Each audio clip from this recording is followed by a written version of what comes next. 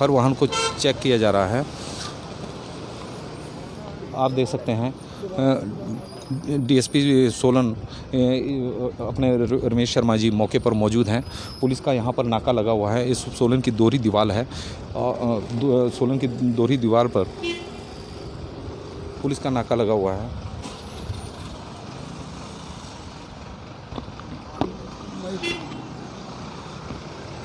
दोहरी दीवार है और यहाँ पर पुलिस का नाका लगा हुआ है। डीएसपी रमेश शर्मा मौके पर मौजूद है। आपको बता दें कि सोलन में लगातार कोरोना के लगातार मामले बढ़ते जा रहे हैं।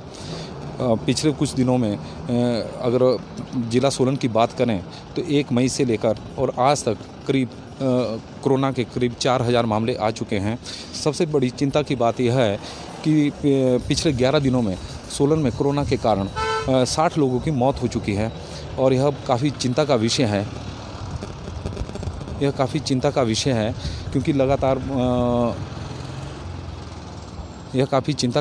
क्योंकि लगातार मौत का जो ग्राफ बढ़ रहा है, इसके कारण प्रशासन भी, स्वास्थ्य विभाग भी और सरकार भी चिंतित है। और सबसे बड़ी बात यह है क्योंकि जो कोरोना की जो मृत्यु दर है वो लगातार बढ़ रही है। यदि हम पिछले 11 दिनों के आंकड़ों पर गौर फरमाएं तो 11 दिनों में औसतन 6 लोगों की पर डे मौत हो रही है और यही कारण है कि इसको लेकर प्रशासन भी काफ़ी चिंतित है।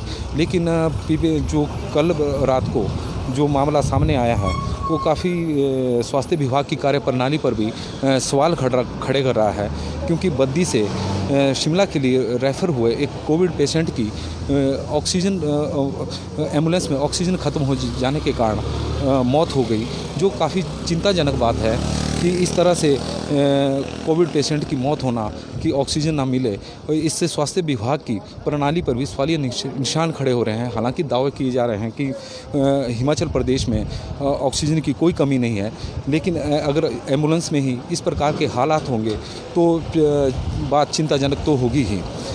हालांकि स्वास्थ्य विभाग का कहना है कि एम्बुलेंस में 5 सिलेंडर लगे हुए थे और ऑक्सीजन की कोई कमी नहीं थी, लेकिन जो रोगी बद्दी से रेफ़र हुए थे उनकी जब उनको रेफ़र किया गया था उनकी अपनी ही जो ऑक्सीजन थी वो 40 थी और यही कारण है कि यहाँ तक जब वो सोलन के पास पहुँचे तो उनकी डेथ हो गई। लेकिन परिजनों ने जो कल आरोप लगाए थे, क्योंकि रात का मामला है और तो उनका कहना था कि एम्बुलेंस में किसी प्रकार की ऑक्सीजन नहीं हुई थी। यदि उनके आरोपों में सच्चाई है तो यह मामला काफ़ी गंभीर है क्योंकि हिमाचल प्रदेश लगातार ऑक्सीजन का उत्पादन कर रहा है, क्योंकि प्रदेश के सबसे बड़े औद्योगिक क्षेत्र बीबीएन में प्रतिदिन 125 मीट्रिक टन ऑक्सीजन का उत्पादन हो रहा है और यह काफ़ी मात्रा में है। केंद्र सरकार ने हिमाचल प्रदेश की जो हिमाचल प्रदेश का जो कोटा फिक्स किया है ऑक्सीजन का, वो 15 मीट्रिक टन है। 15 मीट्रिक टन है और यही कारण है कि जो बाकी जो ऑक्सीजन का कोटा है वो दूसरे राज्यों को आपूर्ति हो रही है हिमाचल प्रदेश से। अगर हिमाचल प्रदेश की आबो हवा की बात करें और यहाँ पर जो वन संपदा है वो दूसरे राज्यों को यहाँ से ऑक्सीजन प्रदान कर रही है। और जब कोरोना की बारी आई और कोरोना के लगातार मामले बढ़ रहे हैं, देश में ऑक्सीजन की कमी है, तो हिमाचल प्रदेश दूसरे राज्यों को भी ऑक्सीजन मुहैया करवा रहा है। लेकिन ऑक्सीजन की कमी के कारण यदि हिमाचल प्रदेश में ही रोगी मरने शुरू हो जाएं तो तब काफ़ी चिंताजनक बात भी है। स्वास्थ्य विभाग की कार्यप्रणाली पर सवाल भी खड़ा कर रहा है और सरकार द्वारा जो दावे किए जा रहे हैं कि यहाँ पर बेहतर स्वास्थ्य सेवाएं प्रदान की जा रही है तो उस पर भी सवाल खड़े हो रहे हैं।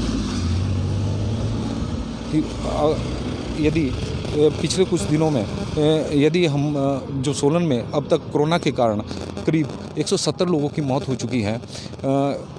सबसे पहला जो मौत का मामला सोलन में आया था वो था 3 अप्रैल 2020 को कोरोना के कारण एक महिला की मौत हुई थी। हालांकि यह मौत पीजीआई में हुई थी और सोलन ज़िला में कोरोना का पहला मामला था। उसके बाद 3 अप्रैल 2020 से और 30 अप्रैल 2021 तक के बीच में 109 लोगों की कोरोना के कारण मौत हुई थी। लेकिन 1 मई के बाद कोरोना के कारण मौत का रेट लगातार बढ़ता जा रहा है और 11 दिनों में अभी तक 60 लोगों की मौत हो चुकी है। पिछले कल ही जिला सोलन में कोरोना के कारण 9 लोगों की मौत हुई है और यह आंकड़े सबको डरा भी रहे हैं और घबरा भी रहे हैं और इसके कारण लोग घबरा भी रहे हैं। कोरोना कर्फ्यू को लेकर पुलिस बल यहाँ पर तैनात है, वाहनों को लगातार चेक किया जा रहा है। डीएसपी साहब मौके पर है। अब हम चर्चा करते हैं डीएसपी रमेश शर्मा जी से कि किस प्रकार की नाके पर व्यवस्था की गई है। पंजाब की टीवी में आपको धन्यवाद सर। अगर पिछले कुछ दिनों में जब कोरोना कर्फ्यू लगा है तो उसके बाद कुछ रियायतें भी मिली है, तो अब हम जानना चाह रहे हैं कि जो निर्माण सामग्री को लेकर जो ट्रक आ रहे हैं उसको लेकर क्या दिशा निर्देश। देखिए, जो निर्माण सामग्री को लेकर जो वाहन आ रहे हैं, गुड्स कैरियर्स आ रहे हैं, उनको हम नहीं रोक रहे हैं, उनको अलाउ कर रहे हैं। साथ ही साथ जिस समय 8 से 11 के बीच में सोलन शहर या सोलन ज़िला के अंदर जो कर्फ्यू में ढील है, बाज़ार की जो दुकानों को खुलने के टाइम में आवश्यक वस्तुओं की, उस दौरान थोड़ा सा भीड़ देखने में मिल रही है। तो बाकी उसके बाद तो नॉर्मल है, उसके बाद ज़्यादा नहीं है। उसके बाद तो जो आवश्यक वस्तुओं वाली या कोई बाहर से कोई आ रहा है वो छिटपुट गाड़ियाँ ही निकल रही हैं। लेकिन 8 से 11 के बीच में काफ़ी भीड़ देखने को मिल रही है। तो लोगों को हम यही बताना चाहेंगे कि ये आवश्यक नहीं है कि आप रोज़ ही बाज़ार आएँ। अगर 8 से 11 दुकानें खुली हैं, यदि आवश्यक है तभी आएँ, अन्यथा बेवजह बाज़ार में भीड़ ना करें। सर, देखने में आया है क्योंकि हालांकि निर्माण कार्य जारी हैं, लेकिन सबसे बड़ी जो समस्या आ रही है वो मज़दूरों को लेकर आ रही है, क्योंकि मज़दूरों की जो मूवमेंट रखी हुई है पैदल रखी हुई है, लेकिन मज़दूर कई दूर से भी आ रहे हैं। तो यह इसके कारण थोड़ी दिक्कतें आ रही है लोगों को। तो सर, इस प्रकार की कोई छूट है, रियायत है कि मज़दूरों को लोग अपनी गाड़ियों में ला सकते हैं या नहीं? जी हाँ, बिल्कुल। जैसे सुबह के वक्त तो आप जा ही सकते हैं, लेकिन शाम के वक्त भी वो, जैसे कोई ठेकेदार है, वो लेबर अगर काम कर रही है तो कोई किसी गाड़ी को वो अपना सर्टिफिकेट लिख के दे दे, क्या लेटर हेड पर अगर वो लिख के देता है कि मेरी ये गाड़ी और इतने मज़दूरों को ये छोड़ने जा रही है, तो उसको हम अलाउ कर रहे हैं। साथ ही साथ मज़दूर जो पैदल आ रहे हैं उनके पास भी यदि ठेकेदार का या मालिक का जिसके वहाँ पर वो काम कर रहे हैं उसका कोई भी लिखित रूप में कोई कागज़ है, कोई लेटर हेड है, कोई आई कार्ड है, तो उनको भी हम अलाउ कर रहे हैं, वो आ जा सकते हैं। सर, ढाबों को लेकर हालांकि सरकार ने कहा है कि ढाबे बंद हैं, लेकिन बीच में कुछ इस प्रकार की हिदायतें आ रही है कि ढाबे 6 बजे तक खुले रहने, कुछ आज खुले भी थे लेकिन पुलिस ने वो बंद कर दिए हैं। तो ढाबों को लेकर क्या गाइडलाइन है? ढाबों को लेकर जैसा कि जो सरकार के जो दिशा निर्देश है या उपायुक्त महोदय ने जो आदेश जारी किए हैं, उसके अनुसार जो राष्ट्रीय उच्च मार्ग हैं उस पर जो ढाबे हैं वो तो खुले रहेंगे, लेकिन शेष जो राज्य के जो रोड हैं या छोटे मोटे लिंक रोड हैं उस पर जो ढाबे हैं वो तो अभी बंद रहेंगे। उनका खुलने का समय तो वही 8 से 11 के बीच में है, लेकिन जो राष्ट्रीय उच्च मार्ग पर ढाबे हैं वो खुले हैं, उसके लिए खुलने के आदेश है। सर, पिछले 2 दिनों में एक चीज़ देखने में आई है कि यदि अगर हम शहरों की बात करें और ग्रामीण क्षेत्रों की, दोनों की आपस में तुलना करें, तो ग्रामीण क्षेत्रों में कोरोना कर्फ्यू को ज़्यादा फॉलो किया जा रहा है, क्योंकि अगर ग्रामीण क्षेत्रों के बाज़ार देखें तो वहाँ पर लोग कम मार्केट में आ रहे हैं, जबकि शहरों में अगर 8 से 11 देखा जाए तो काफ़ी भीड़ लोगों की देखने को मिल रही है। बिल्कुल सही बात है। कल हम उधर अर्की और कुनिहार इत्यादि का दौरा किया था, तो हमने देखा कि बिल्कुल उधर पूर्णतया जो है कर्फ्यू का पालन किया जा रहा है और गांव के लोग केवल आवश्यकता अनुसार ही घर से बाहर निकल रहे हैं। वही मैंने जैसा आपको पहले कहा कि शहरों में लोग 8 से 11 का मतलब ये ले रहे हैं कि उनको उसमें बाहर निकलना ही निकलना है, जो कि ठीक नहीं है। क्योंकि आज भी आपने सुबह देखा होना कि 8 से 11 के बीच में शहर में वाहनों की भी और लोगों की भी काफ़ी भीड़ थी। तो इसका मतलब है कि हम उतने सजग नहीं हैं शहर के लोग, जबकि शहर में ये माना जाता है कि ज़्यादा पढ़े लिखे और शिक्षित लोग रहते हैं, तो उनको ये चाहिए कि वो बेवजह ना निकलें। आपको दूध, ब्रेड, अंडा लेना है तो सुबह 8 बजे ले लें, ये नहीं कि आप 8 से 11 बजे तक आप बाज़ार में घूमते रहें। ये बिल्कुल आप सत्य कह रहे हैं कि शहर में जो है ज़्यादा भीड़ देखने में मिल रही है जब कर्फ्यू का समय है।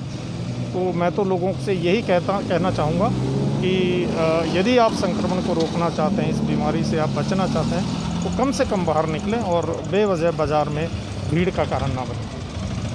डीएसपी रमेश शर्मा जी का स्पष्ट कहना है कि ग्रामीण क्षेत्रों की तुलना में शहरों में लोग कर्फ्यू की ढील के दौरान ज़्यादा संख्या में बाहर निकल रहे हैं, उन्होंने लोगों से आह्वान किया है कि कोरोना को यदि हराना है तो वो अपने आप को घरों तक सीमित रखें और बिना कारण से घरों से बाहर ना निकलें। लोगों से हमारी यही प्रार्थना है कि मास्क का प्रॉपर इस्तेमाल करें, सामाजिक दूरी बनाकर रखें और जहां तक संभव हो सके घर में रहें, सुरक्षित रहें। पंजाब केसरी टीवी के लिए कैमरामैन धर्मेंद्र के साथ नरेश पाल की रिपोर्ट।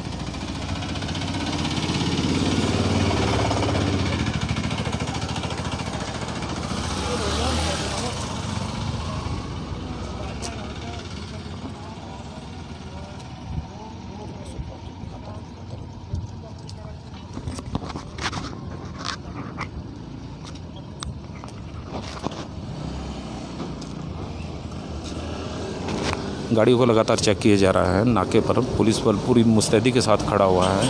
हालांकि ये हाईली रिस्क पे हैं पुलिस के जवान, और वे क्योंकि हर व्यक्ति के साथ इनका संपर्क स्थापित हो रहा है।